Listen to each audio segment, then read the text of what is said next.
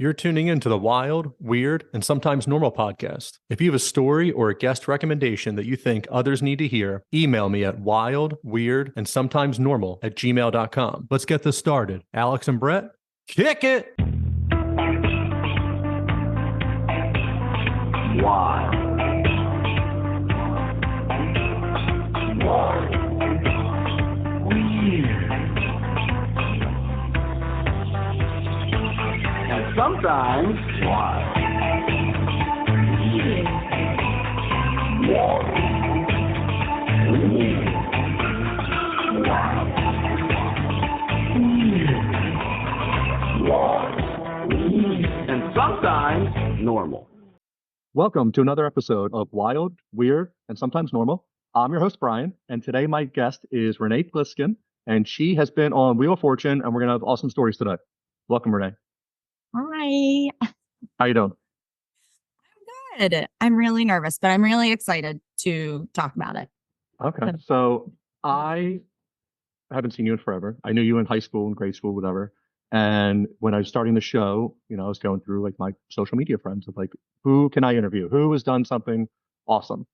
And I remembered that you were on Wheel of Fortune. So like, oh, I have to reach out to her.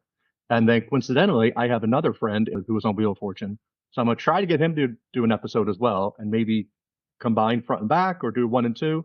I might have a whole game show spin-off show. I don't know. Wait, when was he on? We need to meet at some point. Pretty sure you know him, Dan.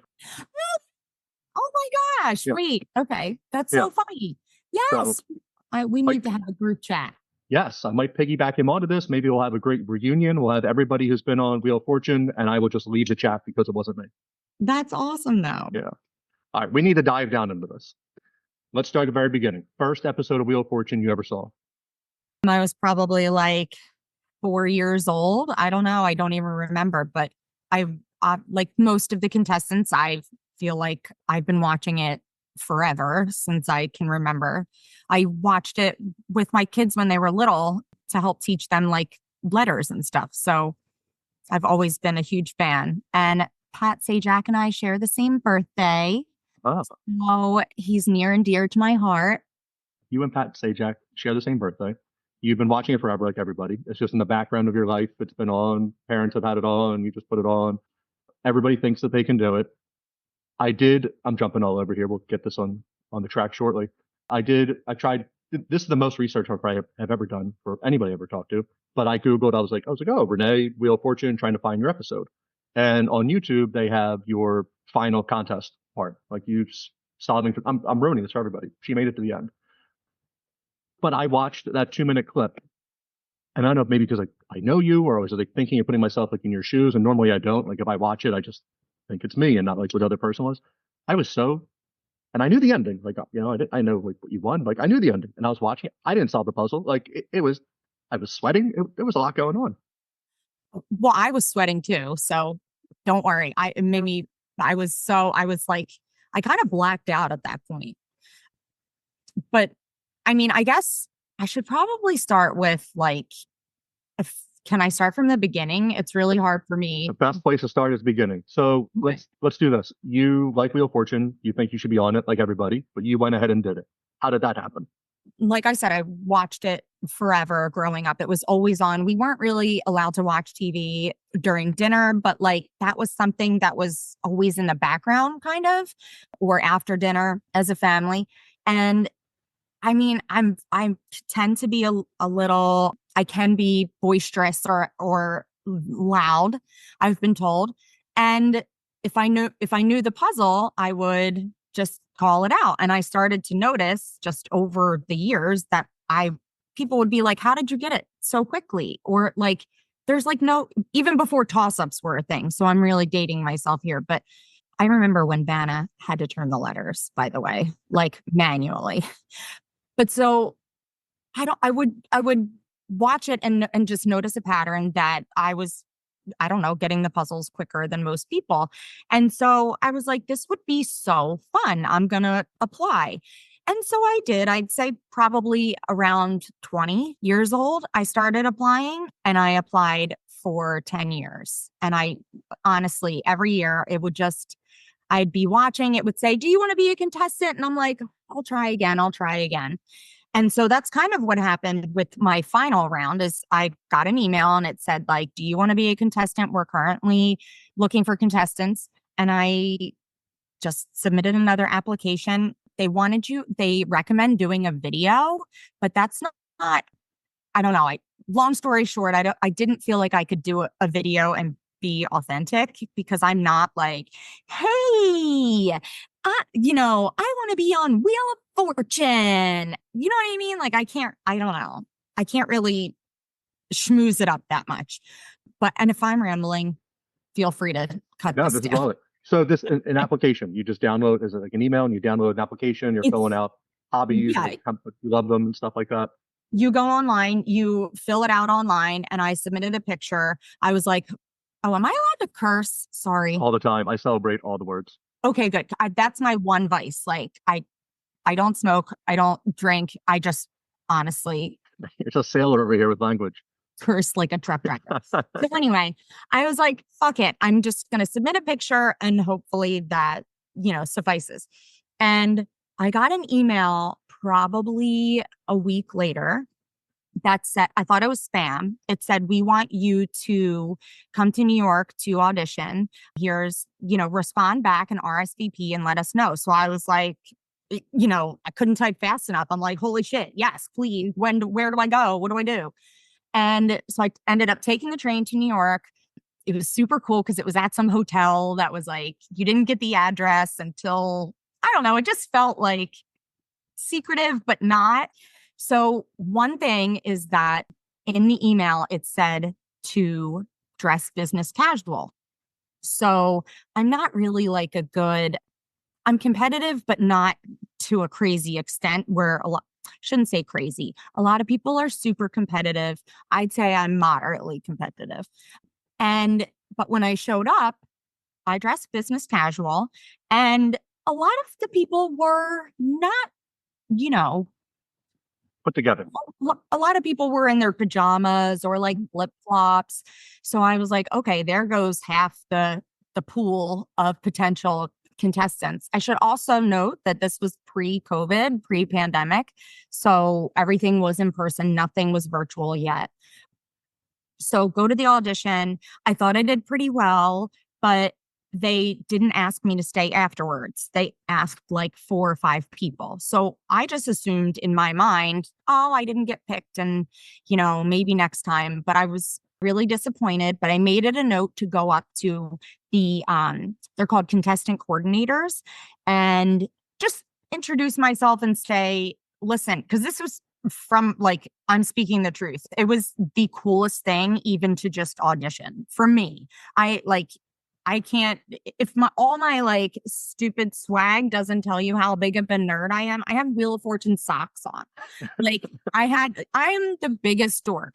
So just to audition was the most amazing experience. So I just shook their hands and I was like, hey, thanks for the opportunity. I'll never know if that's what did it, but I left and they said, you'll get a letter in the mail in about 2 weeks if you are going to be on the show. I didn't receive anything in 2 weeks. And so I, Can I jump in real quick? We talk about the audition. So you go to this hotel in New York. What is the audition? Is there a wheel set up and they're just running games or what's happening? So it's like, and again, just a caveat, it could be totally different at this point. This was my experience. It was a kind of like a little cardboard wheel, but it looked semi-legit for being a cardboard wheel. And yeah, they just they wanted everyone to play. And it was kind of awkward. It was like, shout out a letter. I think everyone had a number. That's right. And then they wanted everyone to play. And that once they called your number, you had to be up, ready to call a letter. But it wasn't played as the game is played. You didn't have as much time. So if you called an A or a T and it wasn't in the puzzle, they went to the next person. It wasn't like you got another chance, or even if it was in the puzzle, they might go to another person. They wanted to see that you can speak clearly, confidently, and you know how to play the game. And then after that, they moved to a written portion. And you have to solve a bunch of puzzles I don't know if I'm giving away like proprietary information or anything. Nobody listens to this, don't worry. You're terrible. Well, I'm gonna listen to it. All right, good. All right. Audience of one. I can't wait. Yeah, so that's kind of how the audition went. Okay. And they said they'll get back to you in 2 weeks. So when in 2010, I was working at a casino in Chicago, and I think I'd done like 8 or 9 o'clock at night. And the next day they were having a Who Wants to Be a Millionaire tryout at the casino. So I talked to my buddy who was there. I was like, hey man, like, you want to come back in the morning and come do this? So we show up, and I don't know what I was wearing. I was probably wearing a suit because I wore a suit every day to work. So it'd been weird for me to come in like not wearing a suit, I think, in my opinion. So I think I came in wearing a suit, and they gave us a packet, like a manila envelope packet. And so my buddy and I went, and so this is in Chicago. I didn't grow up in Chicago. I grew up in the Philadelphia area, New Jersey. But they asked a lot of local Chicago questions. They asked a lot, like, specific, like, I guess you would know if you lived there. Like, hey, who hit the most home runs in 1988 for the Cubs? And there's a bunch of names. I was like, I know Ryan Sandberg, and that's it. Like, that's my answer for everything. And Andre Dawson, I know 2 people. And like going through, I'm like, I know none of this. So there was maybe 50 questions, and I go through, and you put it back in the envelope and you go hand it. I'm talking to my buddy. You're sitting like 4 seats apart from everybody, so you can't cheat. And we go back to hand them in. And as we're going up, I was like, man, like, that was harder than I thought. I was like, I know I got like 30 of them, 100%. I got 30 out of the 50. I know I got those right. No question at all.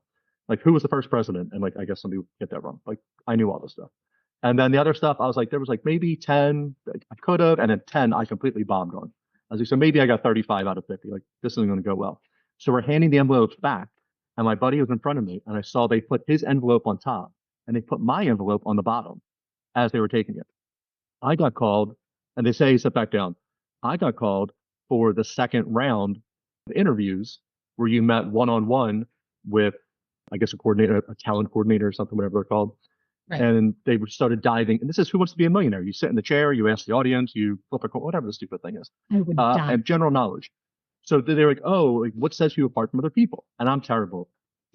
Anything complimentary or like positive or like, this is what I do so well.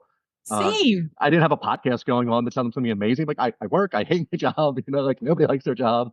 I hang out with my girlfriend, my wife, that's what we do. Not their type of people. I'm not sure what she wanted at that time. It wasn't I hanging out with my girlfriend and my wife. It was whoever Casey was at that time. That's who I hung out with. That's exactly what you meant. Well, I know somebody wants to listen to, but guy goes there. She was your girlfriend. And now she's your wife. I get it. She was at that point. Yeah, she was there somewhere at that point. We would go do stuff. That's like not super like, oh, you do what normal people do, or you go out on the weekends. So then they're like, what is your special talent? What the fuck? Like, a special talent? I was like, oh, well, I can ballroom dance. I was like, I had nothing going on. I don't do that. I don't ballroom. I don't do any dancing. And they're like, oh my God, really? Really? It's like, no, I don't. I was like, I have a bad sense of humor. They're terrible jokes that come a mile a minute and nothing. And they never chose me again. They passed on it because I didn't twirl a baton or something. I've been practicing every day since then, twirling batons for my next opportunity.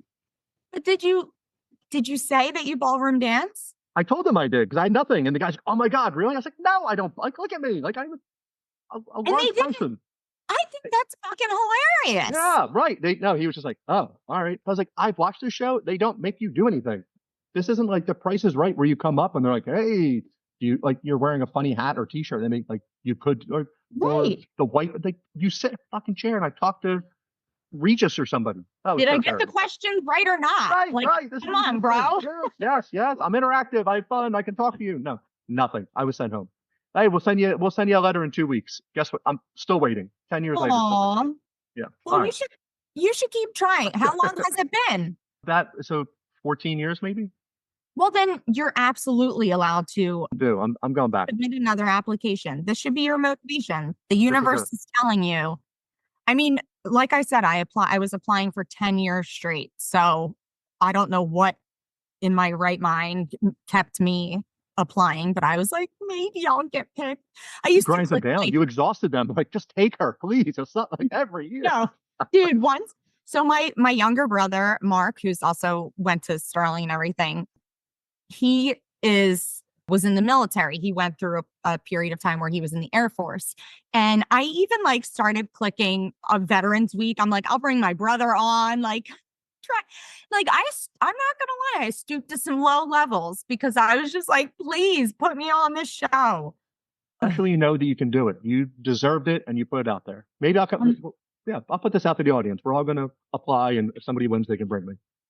All right. So you do your audition. You get sent home, but you're nice. You follow up. Hey, thanks a lot, guys. I had a ton of fun. I appreciate it. They said you'll hear back in a couple of weeks. You heard back. So I got a letter in the mail. Again, still at this point, very confused because I haven't spoken to anyone. And it was 3 weeks later, almost to the day. So I'm like, why do they fucking tell you 2 weeks if it's really 3 weeks? And then that started giving me a complex because I have anxiety. I'm like, well, was I not a first choice? Was I a B choice? Like, you just have all these, I don't know. My mind was just swirling. But long story short, I was like, it looked official, like it had the Wheel of Fortune logo, but I'm like, is this some kind of spam? And it said, you have been selected to be a contestant. You will, it runs through this criteria that you need to be aware of. Things like you need to be prepared to fly yourself out to California where we film. You'll be given about 10 days notice. So for a lot of people at the time, I wasn't working for payment. I was working for my, family. But so they just want you to be prepared. You have to pay for your own hotel. So they very politely put it in the letter. You have to be financially ready within 10 days of receiving the request to fly out. But they also say, I don't know, I've never experienced this because I'll get to it in a second, but I went right on. They'll say sometimes you'll receive a letter it won't be for 6 months. Or if you receive a letter and let's say you're pregnant or you're expecting a child with someone, if it's too close to the due date, tell us the reason and we will get back to you. They were it seemed like accommodating, but I received a letter at the end. I auditioned July 8th and I received a letter mid-August. And 10 days later, I think my film date was August 29th of 2019. So it was like within a matter of weeks, I received, and I received this notification in the mail, like, okay, now we want you. So there were 2 letters. I don't know if I'm being confusing, but I received a letter saying, we want you to be a contestant. And then a letter that says, okay, we have a show for you to be on. The title is Let's Eat. That's all we can tell you. And, can you come? If you can, call this number. And I was like, fuck yeah. Like, So you're guaranteed to be on the letter, 100% show up. No, you will be on. It actually does say that. Like, they have to say in the fine print, let's say, I don't know, barring an emergency. I mean, they only film at the time. Pat and Vanna were filming maybe 2 or 3 days a month, and they would film 6 shows a day. So they know the schedule for the most part, but there's always a chance. So what they do, which I think is kind of cool, is they have it's an actual B list of people that live in the area that can go and, I guess, like an understudy. If someone, say I had a family emergency, I had to cancel, I couldn't fly out, they have someone there. And I've spoken with some of the people that have done that, and they've almost always do get a chance. Yeah, but so my question, so they're saying, hey, come on out. The flight's on your dime, the hotel's on your dime. You're probably going to bring somebody with you. So 2 people from Philly to Los Angeles, several $100s. A hotel in the Los Angeles area, several $100s for a couple of nights. Rent a car, Uber, whatever it is, a couple $100, meals, all this stuff. So you just have planned a vacation with 10 days notice. No deal on flights. Like, you're getting whatever is being offered. This is like, you go to Disney and you're planning 2 years in advance and tickets are $100 and you're like, oh, I'm going to Disney next week and tickets are $700 a piece. Like, you're just getting screwed left and right. And you show up and there's a chance you might not be on. I mean, I get that Pat's sick, so he's not. Sajak's not going to. Sajak, he's the man.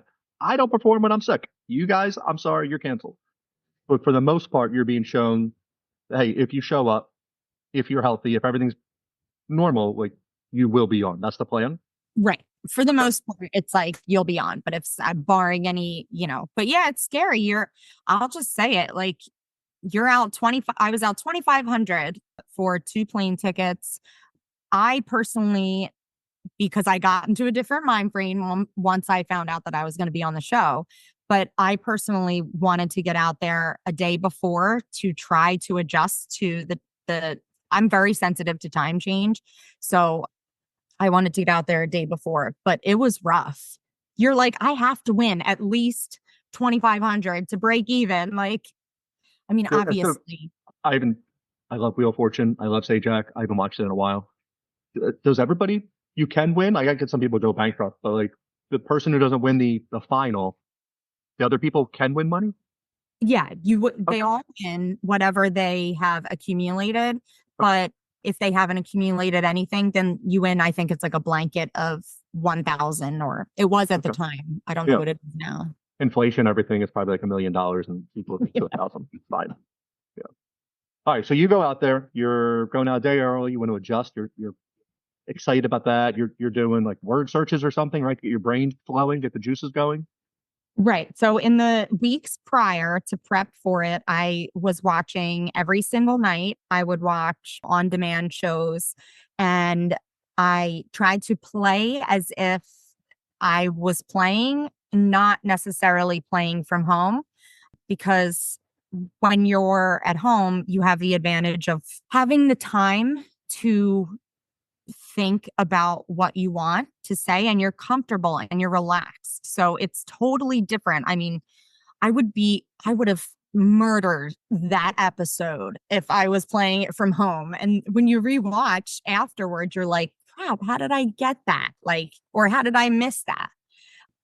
There's one time that I landed on, I want to say it was like 2,500, and the puzzle was something and something. There was definitely a D. If I had called D, I would have gotten 4 or 5 of them. But I called a T, which I had no idea if a T was even in the puzzle. Do you know what I mean? Those are mistakes that, like, when you're playing at home, you're like, what the hell's wrong with this person? Why wouldn't you call a D? And then you get automatically 4 of them, or at least guaranteed 1 of them. But right. It's the low hanging fruit. And I feel like we like shame ourselves in society, like try the harder one. Like, well, I don't know if T's there, but D's too easy. But no, take the D. No, I was more just like in my mind, RSTLNE. I was thinking, what are the main letters that would be in this puzzle? Don't make yourself look like an idiot. That's the whole time I was like, I honestly didn't, I don't know. I set a lot of high expectations for myself because I'm not really good at many things. Like you said, like if they were like, what sets you apart from anyone else? I'd be like, I don't know. Like I spell really well. So I'm good at Wordle, but I do feel like I've always been really fucking good at Wheel of Fortune, and good to the point where I was like, please, somebody point me. The only other thing I can think that I'm that good at is knowing the lyrics to songs. Like, you could name a random song. Usually I can tell you who sings it, or like hearing movie voices, that kind of thing. I'm like, oh, that's, this actor, or that's Ed Harris. I did that the other night. I was like, is Ed Harris narrating this? And my kids were like, what? Ed who? Come on. I know. Yeah. So anyway, I had some high expectations for myself, but at the same time, I just said, as long as I do my best, like, and I know that sounds corny, but I know my best. And I'm like, as long as I don't make any like super dumb mistakes, I would be proud of myself. So, but I went into like manifestation mode. I'm not kidding. I don't know how woo-woo you think this is. Fully out there, I'm in. Okay. So I would meditate in my room and envision myself winning. I have never really, like I said, I've been good at things, but I've never really tried to do anything major before. So this was like, I don't know, just big for me to sit, and I just thought about it, and I kind of just felt like I'm going to win. I don't know how to explain it. And there were things that happened throughout the episode that it just seemed like the universe was in my favor, or that's how I felt anyway. I don't know.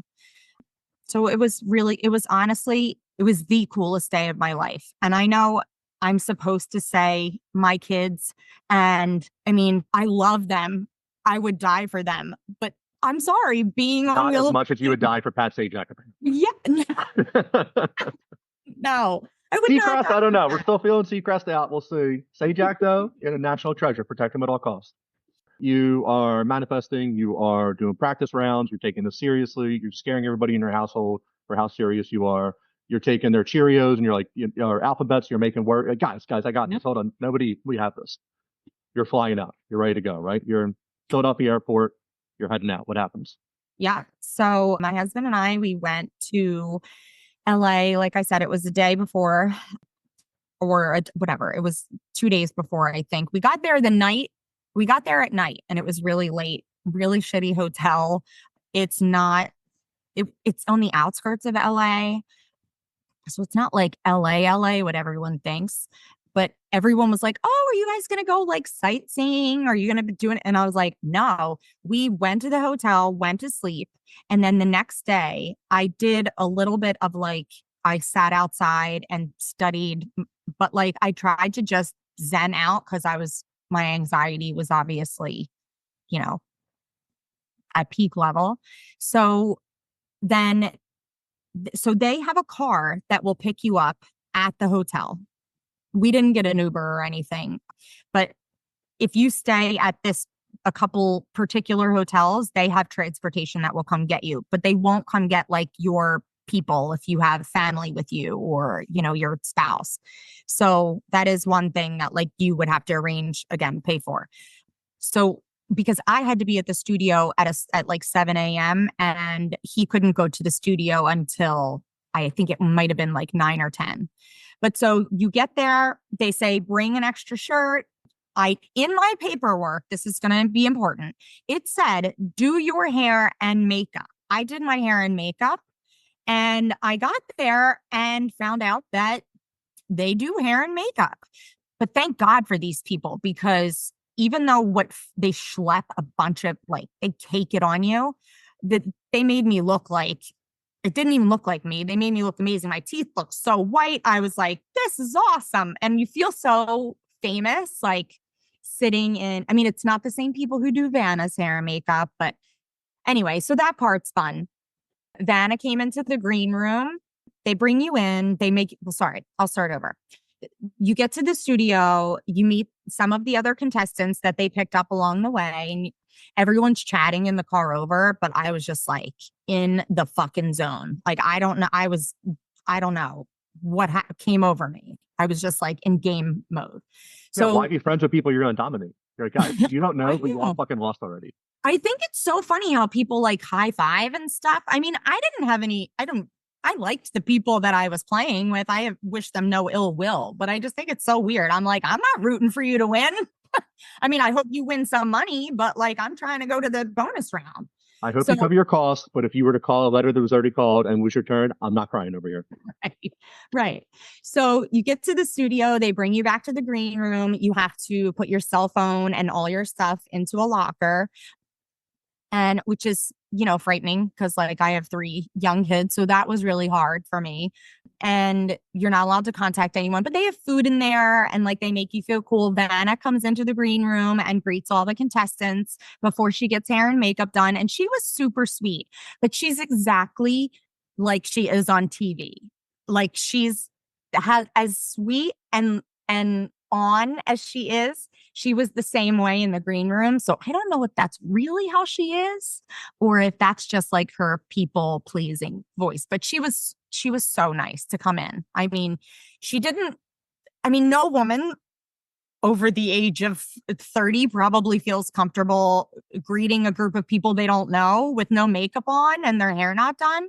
And she did it like a champ. She just walked in there and was like, hi, everybody. So love her. Everybody loves her. So also just think of how little 3 days a week, 6 shows. Like she's just like, I'm gonna work 5 hours today and get my millions of dollars. Yeah. Oh, wow. Roll right in, and I would be so happy to see everybody. This would be, but that's very nice because like she doesn't have to do that. I mean, contractually maybe, but she doesn't have to be Vanna White like as she Right. comes in the green room. That's cool that she is. Because you'll hear a lot of don't meet your idols, right? So that's like a thing. Like, don't meet your idols. Then you find out that like their dicks are like, oh, Dave Grohl cheats on his wife, like, half of America or whatever. It's like disheartening. But Vanna White, just as sweet as advertised. So that's good. Yes. Yeah. And Pat was definitely like a curmudgeon. I could just tell he was on, but he was just getting tired of it. Like, I guess he was always nice and patient, especially on camera, but you could just tell he was kind of like over it at one point. So they'll bring you back into the green room. They give you specific allotted times where you can practice spinning the wheel. You don't know what group you're in yet. You don't know where you're going to stand. It doesn't matter. You just practice. It's very overwhelming. There is about 800 cameras. They never tell you which one to look at. And I never really thought to ask. I don't know why, but the board is super cool. The wheel is much smaller than you would think, but it weighs probably 1,000,000 pounds. I mean, I got the biggest bruise on my hip from leaning over and like I had to put my back into that. Like it was really hard. I actually was nervous for a second that I was going to make myself look like because they're like, it has to complete. They tell you that it has to complete a full round. If they think that you're trying to spin specifically to land on something, then they will immediately stop filming and you will be removed and a backup contestant would be put in and they'd start over. There was some kind of a process where they would film another episode and you would be removed. They are very against cheating. They take you in individually into the green room and like question you about how you meet with a lawyer. Do you know anyone who's ever worked on, the set? Do you know anyone I got asked so many random questions. Do you know anyone who's ever worked for Ford? Because I guess Ford provides a lot of the, prize vehicles. So you have to tell them anything. Nothing excludes you, but they want to know everything. They gave examples of people who had been on the show and had their prize winnings taken away because they didn't disclose. Like somebody knew Pat Sajak's manager and had won. And this is a true story that they told you. I can't tell you the name, but they tell you these people. And they're like, this woman had lunch with Pat Sajak's manager a month after she filmed her show, but it hadn't aired yet. And they didn't give her winnings because she didn't disclose that she knew someone who knew Pat Sajak. So they're like, they put the fear of God in you before you go film your episode. And you sign your life away, that you won't tell anyone or their mom or their dog that you're allowed to say that you've been on the show, that you recorded the show. That's all you're allowed to say. You can't post on social media about it. If they find out that you posted on, like, they were like, did anyone post that they're here? If so, take it down right now. If we find out that you didn't take it down, then you will be disqualified. I'm like, oh my God. So make sure nobody's cheating. I think there was in the 60s or 70s, there was the Gong Show and there was a whole cheating scandal behind it. I think George Clooney made a movie out of that. And some contestants were getting the answers. So you want to make sure you don't know anybody. Like that lady dining with Pat Sajak's manager. I don't know. I would just think that's weird. Like, right. If I was the person having lunch, I'm like, how about we just hold off on this? Like, that just seems like, Pat Sajak and that paid Pat Sajak to put you in that position. Right. It is funny. So I said, I knew somebody who was on Wheel of Fortune and I knew one person much less closely who was on Who Wants to Be a Millionaire. And he worked at a casino in Paris, Philadelphia, whatever. Dr. Housley would call me, this weird mad scientist, white hair that was all over the place. And we knew that he went on and people just like, hey man, it's like, how much did you win? Like, he's like, no, not allowed to say, not allowed to say. Like, did you make it all the way? Like, no, so very sticking to that, even though he knows, like, we don't know anybody, but if that was to come out, the chance to lose your winnings is and it's big. like, you're like, at that point, I was like, I'll do anything to protect it. But so then just a couple of things I thought were cool that people didn't know. Everything's randomized. So you're in this green room and with all these people, like I said, you're practicing. You don't yet know who you're going against, but I already could tell people who were starting to come out as like they were very skilled at the game. At that point, I was still so nervous. I started to get even more nervous because I was blanking on like just basic things that I felt like I should have known about the game. And then they bring you back into the green room and you randomly draw your number, which says which trio you're going to go with. And then you randomly draw your color, which shows like where you're going to stand. I don't know, on the wheel. And then you basically just wait. You are allowed to sit in a contestant only area for people who have not filmed their episode yet. I was episode 2 or 3. I know you'd think I would remember because hello, this was like the pinnacle achievement of my life. But I like I said, a lot of it was very blurry. So I was on like 2 or 3. I got to watch a couple of people go before me, which I was so glad about. I did not want to be first. And I also did not want to be introduced first. I didn't want to have to speak first.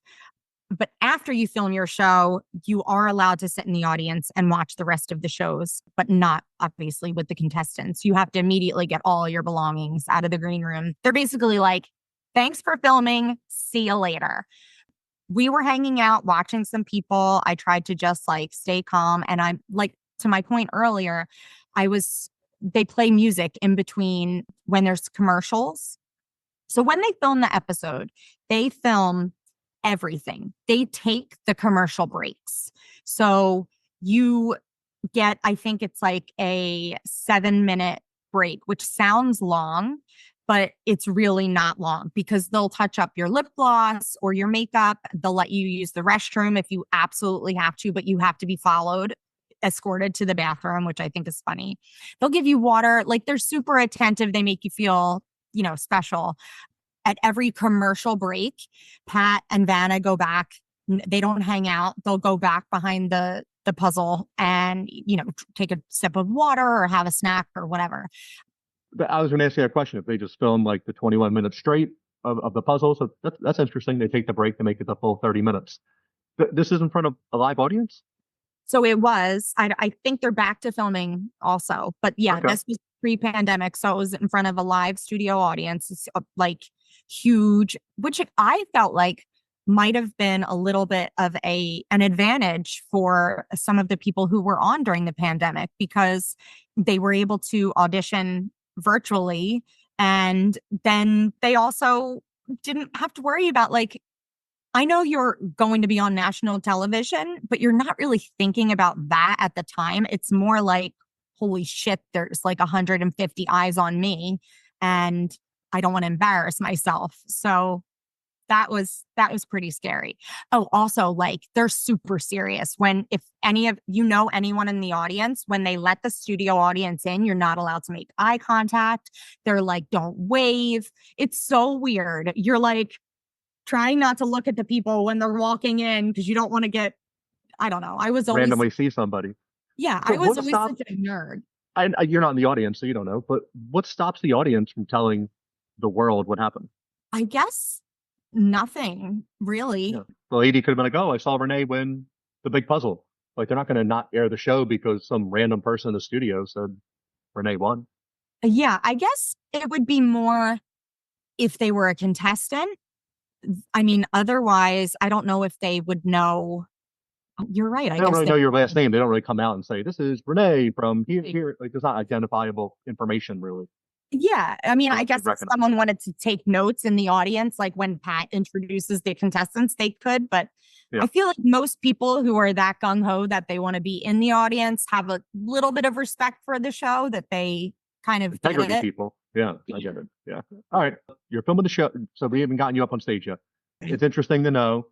I'm fascinated that they take the commercial breaks like for the full time and not just when Pat says time out. Like, hey guys, I need 5 minutes. I think that's interesting. But hey, man, what a work day. What a work day. Oh, I worked for 7 minutes. Guys, 3-minute break. Oh, yeah. I know. And I just thought and he is boom, when the commercial break starts, he's off that stage. And behind that, he doesn't want to chit chat with anybody. At one point, we were supposed to get more time to practice in the beginning, and he came out and he didn't speak to us rudely, but you get meet all the producers and they show you like around the studio quickly. And he came out and he said something to one of the producers, like, essentially, let's go. Why we need to start filming now. I want to go. I want to get started. It's just, it was very evident, like I said, that he's a gem, but he was kind of nearing the end of his rope with that. He forgot some of his Canadian kindness. He's letting that Los Angelesness slip into him. He's like, guys, let's go. Time is money. Yeah, exactly. Yeah. So they also tell you, this is hilarious because it leads to your thing about what differentiates you. They tell you to put something on your card that you want to say. I will never, that might be the one thing I don't let myself live down, is that I had nothing at the time. I was a stay-at-home mom. I have these 3 kids that I love dearly, but like I felt like I should have more of an identity outside of just being a mom, but I had nothing. I'm like, I have 3 young kids. I do laundry. I have nothing interesting to write about myself. So I wrote that I love to sleep because at the time I was just tired all the time, 3 young kids. So I just wrote that I love to take naps. Oh, and I'm learning Spanish because that is something that I was working on at the time, but like, it was so embarrassing. So when Pat got to me, it was very, like, I felt so uncomfortable. I'm like, yeah. And I thought I didn't sound South Jersey until I heard myself on TV. And this is going to happen when I hear this episode too. I hate the sound of my voice. I really thought I curbed because I taught myself to say water and not water, and a couple things like that. And I just, oh no, you can take the girl out of South Jersey, but. So I moved to Chicago. Somebody ran into the other room and they're like, "You're from New Jersey. You're from South Jersey." I was like, "Yeah, yes." And she's like, "I just knew from your accent." I was like, "What?" Like, and I forget where she was from, like somewhere from like Cherry Hill. I was like, Yeah. We don't have accents. What are you talking about?" And then I would be, "Oh, water, water, water." Like, what the fuck are you saying? And now I don't say water anymore. I let that go. I was like, Yeah. I'm a civilized person now. Dead giveaway. Yeah. It's a dead giveaway. They tell me it's my turn. I went on my 2, what would you call them? Co-contestants? Yeah. Your panel, the 3. competitors. Yeah. What lane did you get? Were you 1, 2, or 3? I was 2. Yeah. I had this t-shirt made. I love it. So I have to give a shout out to my boy Cody Horton. We're in an alumni group because the nerdiness doesn't go away. Yeah. And if you've been on the show, you don't have to have won, but if you're a contestant on the show, you're allowed to be in this Facebook group. And Dan actually invited me. That's why I can't believe I blanked on that. And I was like, oh my gosh, I feel so cool. So long story short, that is a fellow alum who makes these t-shirts, and that showcases that I was in the middle. I was in the yellow. You're in the second spot. Obviously, the first spot's the best, right? Because you'll get more turns. I don't know if there is a best spot. I mean, I really think that a lot of it comes down to the order of getting the toss-ups. So the first toss-up, I knew, I'm not just saying this, I knew it. And you're going to think I'm psycho, but for 2 reasons. The puzzle was, I'm really, really hungry. And I have never, in my personal experience, seen a Wheel of Fortune puzzle that repeated a word unless it was like a song lyric or something like that, like the title of a book. I don't know. But I didn't want to look like an idiot, remember? So I'm like, it's not going to be, I'm really, really hungry.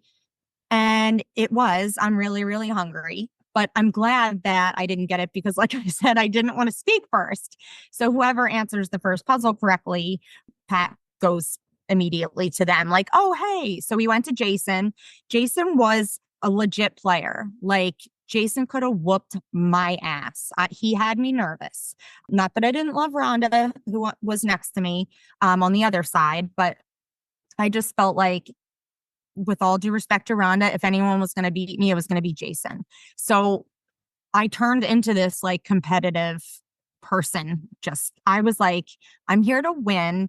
And I, I always say, have you ever seen the movie The Town with Ben Affleck? Ben Affleck? Yeah. Yep. I'm always like, this is the not fucking around crew. So like I got into I was like, this is the not fucking around crew. I am here to win. And something clicked. And I just, we start filming. I didn't get the first toss up, but I got the second toss up. And then I kind of just feel like as it went on, I started to, I don't know, to loosen up. It's a lot to process. There's a lot going on. There's a computer screen, a really, really big monitor that tells you what letters have been called, what letters are still available in the puzzle. Then there's another like TV looking screen to your left. So if you watch now, I don't know if you'll notice, but like I was constantly looking because it'll tell you, here's how much you have this round. Here's how much you've banked. Like if you won the puzzle and you actually got the money, here's how much you have, but here's how much you've accumulated in this round, but you don't yet have. It says who has the prize puzzle or the prize puzzle. It'll list who has the like wild card or who has the $1 million wedge or something like that. So at one point I had the $1 million wedge for about like, I don't know, a round. I feel like it was very short lived, but that was cool to see. And you're constantly, at least I was constantly checking like, okay, am I in the lead? What do I need to win? Like, how am I doing? And you're trying to process this while also have a letter ready in your mind that you're going to call and a backup in case the person before you calls it. It was a lot. That's why I could process all that. I'd be processing the money aspect of it the whole time. Like, all right, what's happening here? Like, I'd be focused on that. Big letter. Like, I'm sorry, I'm doing math. I need a minute. Yeah, that's why it was hard because you're trying to breathe and not rush, but keep the game moving. And there were some puzzles that I'm like, I can't believe I didn't get that sooner. Like that's so almost. How many puzzles were there in your game? Did you get to choose from or go through? I guess the only ones I did not get were the toss ups. I think so. I want to say like 5. Okay, so there's 5, and this is like make it take it, right? If you get a letter, you get to go again. It's not just going down the line around. Yeah. So if you get the right letter, you get to go again. And I did not get I forget what they call it now. The final spin, that puzzle, the last puzzle. I didn't get that one either. But yeah, but for the most part, other than the last puzzle or the toss ups, you are spinning. And I got incredibly lucky on one of them because Jason decided to pick up the 10,000, but it's a question mark, the mystery wedge. Mm-hmm. He picked it up and it was bankrupt. And the puzzle was completed enough. And like I said, he was skilled. I'm like, he's going to get this puzzle. And I might have been the prize puzzle. So I would have been screwed. But that's why I'm saying like just so many, it's the Wheel of Fortune. It's like, it does depend on your skill, but it's really like a lot of it is just chance. It's the letters that you call or don't call. So what's your mentality then, or has it changed? Is like, I want to, or while you're there, I guess, is it I want to accumulate as much money as possible? And like, if I know the puzzle, are you shouting it out right away? Or sometimes you see people will try to be like, oh, I want to, raise my money more, but then they'll hit bankrupt or they'll lose a turn or something. I did not ever get into the position of knowing the puzzle before it was almost like it just somehow worked out, except for like the toss up when it was Celebrity Chef. I got that with only a couple of letters. But if I had to like pick, toss ups aren't my strong suit. So I feel like I wasn't in the position to do that, but I was mostly just trying to solve the puzzle correctly and continue building momentum, I guess. And obviously the prize puzzle's huge. So I definitely wanted to win that. And I knew, You know how sometimes people will forget it's a prize puzzle and Pat will be like, did you forget you're going to somewhere? I knew it was a prize puzzle. So I'm like, where am I going? Where am I going? Just the whole time I was just like, I can't believe this is happening. Yeah. Was there a time in the beginning, or did you not process it, that if you pick the wrong letter and it goes to the next person, that it was not going to come back to you? Did you feel like fuck, I missed it? Like, I can't believe I didn't get a letter. I'm never going to get a turn again. I want to say it was that same puzzle that I'm referring to, because after I messed up, I called a letter that wasn't in the puzzle. Rhonda ended up spinning, or maybe she even started out the round. I'm sorry if I sound like, again, it's all blurry because part of it I truly feel like I blacked out for. Like, but Rhonda ended up getting like landing on a trip, but not the prize puzzle. It was just like one of the trip wedges. And I think it was to like fucking France or something. And so if she had gotten that, I'm like, oh, great. You know, she's definitely raking in the money. And then I still have to get Jason to mess up. So that was a point where I was like, I don't think this one is going to go my way. And something happened where, again, I think it might have been the time where he picked up that wedge. I can't remember. I'd have to watch that episode. I could send you a link, by the way. Yeah, that'd be great. Yeah.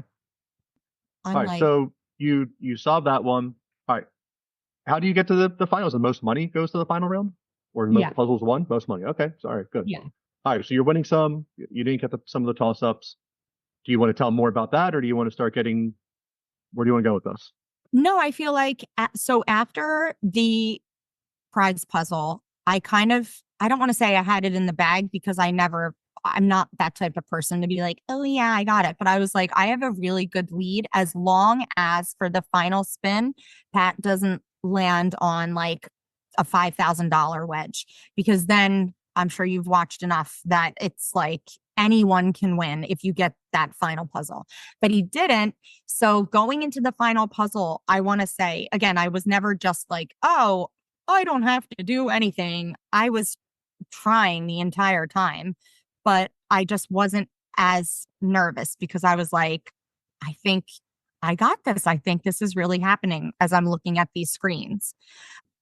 So then Pat comes around and says to thanks for coming. And he was really nice. But like I said, he'd come over and he'd be like, okay, hold up your, whatever wedge, your $1 million wedge at one point. And I'm like, there's 3 different cameras looking at you. You're like, I don't know where I was supposed to look. And my face twitches when I'm nervous and I'm smiling. And so I was like, dear God, please don't zoom in on my face. And I'm like twitching, So like I said, I'm incredibly awkward, but it seems to be working for me at this point, I guess. I don't know. So Pat comes up to you, the last person, and is like, oh, congratulations, you're the winner. And you get to pick from your puzzle categories. I always said I would do phrase if I could choose from phrase, if that was an option. If phrase wasn't an option, truly don't know what I would have done. Maybe thing, I have no idea. I'm not very good at like place. So, and I think the other one is like, what are you doing? But to me, it's almost always something really bizarre. Like I'm cleaning my laptop or something. And you're like, what? What does that mean? So I didn't want to go there. So I picked phrase. And then you're supposed to basically like, they touch up your makeup and you go to the final wheel. But I had to pee. So I said to the contestant coordinator, and again, they're super sweet. I'm like, listen, I cannot go into this final round and focus if I have to pee. I had a 1-year-old. I've had 3 kids. I'm like, listen. So so like I said, they escort you to the bathroom. And at this point, they have the door cracked because I'm about to go into the bonus round. Like, so they have the door cracked and I'm like, I'm really just peeing. But anyway, so that's something I'll never forget is me running to the bathroom and then running to fix I had a pencil skirt on and like trying to fix that and then running back out. So you go to the final wheel, and they ask you beforehand, by the way, for permission. If a lot, like, I don't know what they do now, but Pat would always take the hands of the female contestants. I don't know why he wouldn't ask the men. I'm just commenting on what my situation was. So they ask you, do you mind if Pat takes your hand when you walk from the final puzzle, from the final wheel thing to the spot you need to stand? So I said, no, of course not. So he walks you over. One thing that was really cool is that I landed on 2 stars, and I have 2 stars tattooed on my wrist. I've had 2 miscarriages, and so these were my babies that I lost. And I've had this just beforehand. And so when I landed on the 2, I call them stars. They must be like little asterisks or something. But I was like, okay. Like, I don't know. Again, it was just more like good vibes and good energy that I felt.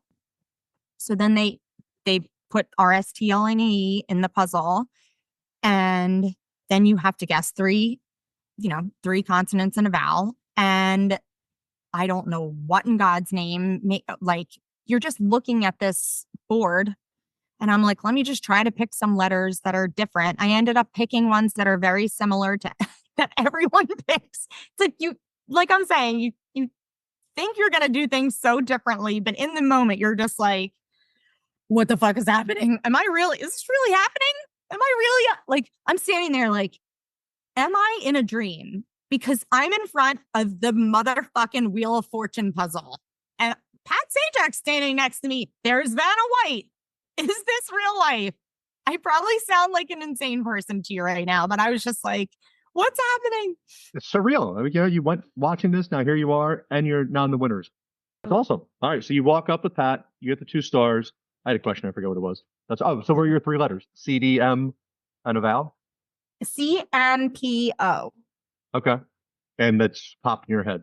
So we've had in my neighborhood, I don't know where it started, but there have been like long conversations about the science and the odds of rock, scissors, paper, of like, how to like win more than not.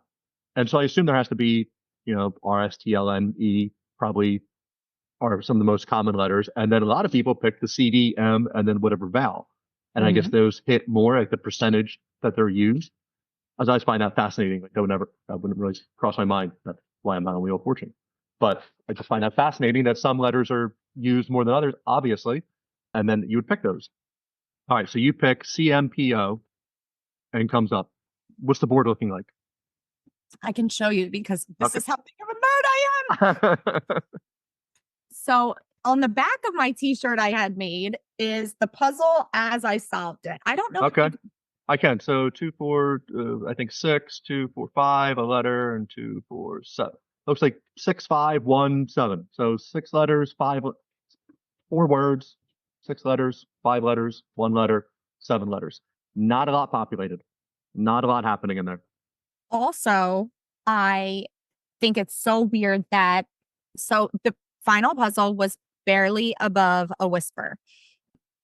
I think what's weird is I was going to say A, not like anyone's that invested in watching the episode, but if you watch it at the end when I'm saying my letters, I literally go, because I'm about to say A. If I had done A, I feel like, there's 3 places that there could have been an A. It likely would have made it a lot easier to solve.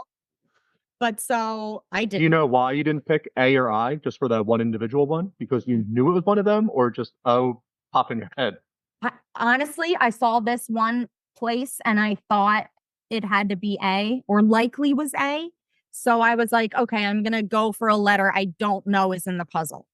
But because a lot of times if you pick a letter like that in the final puzzle, I've noticed a trend of like, that's the only one. They won't give you other, you know what I mean? Yeah, that's the low hanging fruit they try to get you with. And then it's like, hey, 0. But I didn't, unfortunately, I didn't take the low hanging fruit there. Yeah. But I do think it's weird that I picked P. If I had not picked P, I definitely would not have gotten it because Yeah. I saw this is where my head was. I'm not even listening to Pat says something like, you know how he always does commentary like, okay, not a lot of letters popped up, but you can still do it. You have 10 seconds on the clock, blah, blah, blah. So he goes into his little, spiel. I'm not even listening. I totally, this is what I'm talking about, like zoned out. I'm looking at the screen that has the letters of what you've picked, what's available. I have to note, please, you have to include this. I have respect for anyone who goes on the show. It takes a lot of guts, especially after being on the show and knowing just, the time, all the travel it takes to get there, everything. But there's a board right there that tells you what letters are available. If A is not available, it goes away. So it blows my mind still that people will call a letter after it's already been called. I'm like, you can literally look at the board and see that it's been called. So I don't know. That's one thing that I try not to judge, and I'm not perfect by any means, but I'm just like, come on, people. So I honed in on that board and all I saw was spur. And in my head, I just went spur. What's a word that could be spur? Whisper. I don't know. And then I was like, barely above a whisper. Everyone's like, how did you get them? I'm like, I don't know. Were you reading like phrase books? Is that like something that people would do? Are there like short sayings or something? I'm sure that you could do a lot more prep, but the closer I got, and again, like I said, I think I had 10 days, maybe 2 weeks to prepare from when I found out I was going to be on the show. But I feel like there's more you could do to prepare. But as I got closer, I started to kind of like get a little too much in my head. And I just said to myself, like, try to calm down and breathe through it and just play the game. And that's kind of why I think I had to go so like hyper focused is I had to tune everything else out and just almost like pretend I was sitting on my couch, except this time I wanted to win. So, All right. So the board, the letters that have been chosen and the letters you want to choose, this is in A to Z order. I feel like it is. Yeah. Okay. And then so like there's a section that says chosen and still available, kind of. So you'll see what's already been picked, right? So even though it's not available, you'll see a spot that says, "Hey, we already picked this." Yeah. Yeah. Okay. It's like it keeps like a used letter board area. Yeah. Okay. So you have 10 seconds to solve the puzzle. Is there a giant countdown? Like, or they don't tell you? I feel like there was. Okay. But again, I don't I don't remember hearing it. Yeah. You were trying to steal like an extra 3 seconds as Pat was saying his spiel. It's like, you're like, I'm already looking at it. Yeah. Yeah. Okay. So it comes up barely above a whisper, right? So you have an envelope, Pat's holding an envelope. And I will never forgive myself for not hugging him. I freaked out so much. One of my best friends was like, you look like you like tweaked your knee because I was in heels. But I was like, no, I was just trying to jump in heels. And I felt like I was going to have a seizure or something. I was just like, oh my God, I can't believe this is happening. Like, what is this real life? And it wasn't the minimum for that. It was season 38. So the minimum that you could win was 38,000 and I won a 45,000 envelope. So I think that's really cool. Like just that it wasn't listen, you win the bonus round. I don't care how much you win. I think it's freaking awesome. But I just thought that was cool. I'm like, oh, I want a little bit more. That's great. Yeah. So you win, you're celebrating. Grand total. Do you want to talk about that? Like what are you walking away with? Or we're skipping? I don't remember the exact number because it was like 63,945 or something like that. But they do include the price of the prize puzzle. And I will say, even though it's all like amazing. The whole experience, amazing. Uncle Sam takes like 40%, and you also have to pay taxes on the trip. So no complaints. I am not complaining a single bit. I just wanted to state that because I received a couple of like messages from people we may or may not know, like people thinking, I guess, like I won a quadrillion dollars after the show aired. And I feel blessed to have received it. I was able to pay off some student loans and debt and took a lovely trip to Hawaii. But it was like, it wasn't that much where I had enough to just like give away to the masses. Like my older brother was like, so are you taking us all to Disney now? And like, he has 2 kids. My younger brother has 3 kids. I'm like, I can't afford to take everyone. You go to Wildwood for the day, people. All right. You get a wristband and enjoy the ride. I know. Like, I don't know how much you think I won. Like what? Yeah. So it's amazing because you won, and it's a lot of money from zero to what you take home. That's a lot of money. Like you just found that in the street, and it's like, my God, I just found, like $48,000, $38,000, whatever. But also in the grand scheme of like real life and being an adult, that's a lot of money. That's fine. It's also not a lot of money when you're like, wow, my student loans are this, or like I'm going to make an extra house payment, or like let's pay down those credit cards. And next thing you're like, oh, I've got not a lot left. Exactly. Yeah, like I still have to go to work tomorrow. Like you think you're like, I'm never working again. You're like, oh, this is like not great. Yeah. Yeah, but amazing and blessed, all that good stuff. Yeah, but it is, I'm sure. So like people that like family, whatever, like I would definitely like tease my brother or sister, not seriously expecting anything, and be like, hey, I big trip, right? But there were people or maybe barely know who are like, hey, can I get a loan? Or hey, you want to hand out? Like that's kind of weird. Yeah, it was a little uncomfortable. And also, I obviously wish I could have helped, but like when I went to Hawaii, when we went to Hawaii, I solo decided I hooked up with a charity that gave away food, like packaged food products for homeless and low income families. I had been to the Big Island. It was Hawaii. The trip was to Hawaii, the Big Island.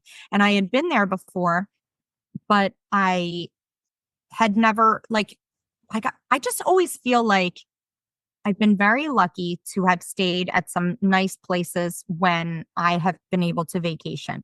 I've taken trips for business and, just been blessed to stay in some really nice places. So when I went to Hawaii this time, I wanted to like meet Hawaiians and meet locals and natives and actually interact with people as opposed to just staying at a resort. And it was really freaking awesome. These people were just so cool and so accepting, and they treated me like I was Pat Sajak. It was super cool. So the whole experience, just like from start to finish, I don't know. You do start to go back over your episode and think about like, oh, if I picked that letter, then I would have made more money. Or if I didn't make that mistake, but like at the end of the day, I think that anyone who's brave enough to go on that show deserves respect. Yeah, I think that's great. So one little quick story about me, because I'm always turning it back to me. My goal is to win the lottery. I play way too often. And when I do win, my phone's going in the trash and it's going to be like, don't call me, I will call you. So it's going to be like, oh my God, you won the $1 billion. Like, yes. And don't contact me. It's all mine. Secondly, so there are Facebook groups or whatever for contestants and like winners, right? Do you apply for other game shows? Like you'll see people sometimes across the board, or they end up on, I don't know, Jeopardy. I feel like Jeopardy's on its own. You'd be like, not that you wouldn't be on there. Like I would not be on Jeopardy. Jeopardy's another level, but there's other game shows that require less specific talent besides just being a good contestant. Do you ever apply for any other shows? Are you in the loop for these? Do you have interest in this? What's hilarious is that everyone, I don't know what it is all like, if it ever comes up, my dad loves to tell people that I was on Wheel of Fortune, but they hear Jeopardy. everyone is like, Renee, oh, Jeopardy, you were on Jeopardy. And I always am like, no, that's the one for really smart people. I would not even qualify. Like, I wouldn't even be able to finish the test to apply to be on Jeopardy. So I think that's funny. But I do have a love for game shows. Like, I'd love to find, like I said, a trivia game show where you can hear like 3 seconds of a song and say who wrote it, who sings it or whatever song it is. But no, I think they do make you sign something that says you can't be on another show, I think within like a year. But obviously I filmed this in 2019. So it'll be 5 years on October 8th. I don't know when you're going to release this, but It's going to come out on October 4th. Oh, awesome. So yeah, I can't believe it's been 5 years. It still feels like it didn't really happen, but it just feels like it was just yesterday. But now I don't know if I'm ever going to be on another game show. All you do is win. So are you afraid to like lose your record, or are you afraid to like win a lot of money? Like what is this fear? Let's go. No. I feel like I don't know, like fear of not being chosen and then being like, then it's going to become a thing for me. And then I'm going to be like, well, why didn't they pick me? And then 10 years, I don't know. I'm like, why don't I just end on a high note? I like it. I think that's great. I think that's awesome. I appreciate your insight to like, I'm fascinated, like everyone can watch your episode and they get it, but there's so much more behind it. And, so I appreciate you coming on and giving all these details. This episode is 3 times as long as you were on TV for. So I appreciate that. I really did ramble just like so much. So thanks for listening to my rambling. Like I said, I love talking about it. I'm always like, oh, the one quick thing I have to tell you. So at the end, first of all, let me start over. At the beginning, when you introduce yourself, before it was a quick, what is it? It's when Jim Thornton is telling about the prize puzzle. So they take that break and you hear Jim Thornton's voice, but I lean over and I whisper to Pat, I'm like, Pat, we have the same birthday. And he basically looks at me like, I don't give a fuck. He didn't say that, but that's how he looked at me. And then just like continued on, act like I didn't even say anything.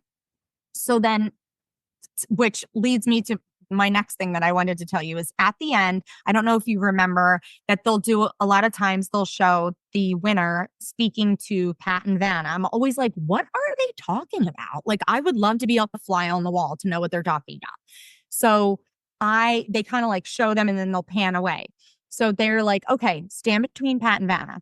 Pat looks at me and he's like, so how many kids do you have? Sweet as can be, shakes my hand. Vanna's like, oh, la, la. And we're chatting. And then the producer's like, okay, that's a wrap. And then Pat totally stops. I think he was actually speaking to me or I was mid-sentence answering him. Totally fucking stops, walks away. He's like, all right, I looked good on camera. I'm done. I thought that was funny. I'm like, okay, well, hey, I got to talk to him and that's all I care about. But you should tweet at him and finish your conversation. Like, Pat, I never got to say this. So during your episode, after it aired or whatever, there's a funny tweet or Facebook comment that somebody made, right? Isn't there somebody famous? Was there like quasi-famous? Was like this chick, Renee? Oh, no. I don't know who that person is. That I'm not even on Twitter or X or whatever it's called. But yeah, some guy tweeted, his name's Mike something. This chick, Renee on Wheel of Fortune is a babe or something like that. And so someone sent that to me after my episode aired. And I was like, this might be one of the all-time like best compliments I've ever received. So I shared it on social media and I was just like, hey, Mike, thanks, or something like that. But I always thought they were famous. I didn't know who it was. So that's funny though, that you're young men everywhere, what might happen. Watching Wheel of Fortune for what girls might come up. Well, and they also, so I freak out at the end. Remember how I said I was like screaming? They used that little clip on the commercials for like 3 years after the show. I felt so cool. My dad would always text me like, hey, your scream was on TV again. And I'm like, oh, and it took probably the first 2 years to get him to understand that I don't get residuals. Like, he's like, they should be paying you for this. I'm like, Dad, come on. Like, I was on Wheel of Fortune. I'm not getting paid to be on the commercial. You signed your life away with that lawyer. That's what happened. Yeah. But I still think that's cool. Yeah, that's awesome. Yeah. Bonus. We're wrapping it up, so cut whenever you have to. Yeah. Is there any other path that we didn't cover? Any other stories you want to go over? I don't know. I feel like I've just been talking your ear off. That's the whole point. Nobody wants to hear me. Okay. You brought me out of retirement, though. I retired, and then I was like, hey, I've got this new job coming, and now when this airs, I will start that new job on that Monday. So it's finally coming through. But I could have had 12 other episodes going. But once I heard I had a new job and I wouldn't have the freedom that I had, I was like, it's over. I'm calling it a wrap. But I was like, yeah, it's fine about Wheel of Fortune. I have to find out about this. I know. I really appreciate you coming out of retirement because like I said, I was super hyped to talk about it. And it's not often, like, there are some people in the Wheel of Fortune alumni group on Facebook who have newspaper articles written about them, or, another thing they make you do is they make you film really briefly they call it like a hometown shout out or something. And so for 6 ABC Action News, because the show is on ABC in this area, you say something like, after ABC Action News, watch me on Wheel of Fortune. And they never used that. So I was like, man, that stinks. So this for me is like my swan song for my Wheel of Fortune experience. So thank you. Put this out in the universe and tens of people will listen to this. They'll probably be everybody that you know, but hey, tens. I don't care. I'm going to listen to it a million times over and treasure it forever. Awesome. Yes. All right. You have any final words for the people? Do you want anyone following you or knowing about you? Do you use social media, anything? I always like to, this makes no sense, but I always like to quote Will Smith, stay ready and you ain't got to get ready. That's important. That's good life advice for everybody. Or I'd say never give up. One of those two. Jimmy V, never give up. Because if I gave up applying for the show, then so never give up. Yeah. What's the latest thing you're trying to manifest? Do you just switch around? Becoming, like, I'm a certified yoga teacher, but I would love to be hired somewhere. So trying to manifest that. And I work at a law firm, so it doesn't really, those two things are interesting dichotomies. Yeah. You should just sit outside of yoga studios doing like the hardest pose possible, the most advanced. Then you have to hire her. True. That's not okay. Yeah. All right. Work on it. That's just ideas. That's all I have. I'm idea man. What do you want? I appreciate you coming on. I appreciate the conversation. That's all I got. Thank you. And good luck with your new job. Well, thank you. Thank you. That's still within the umbrella, the old job. Yeah. This was great. This is great. Great. Awesome. Amazing. Yeah. Thank you. You're welcome. All right. I'll talk to you. Take care. All right, everyone. That was our show. Don't forget to leave a review on iTunes, Spotify, or wherever you stream your podcast. Like and follow the podcast on Facebook and Instagram to stay up to date in all things wild and weird. Check out the links in the show notes for more information on our guest. The biggest support you can offer is to tell everyone about the podcast. Until next time.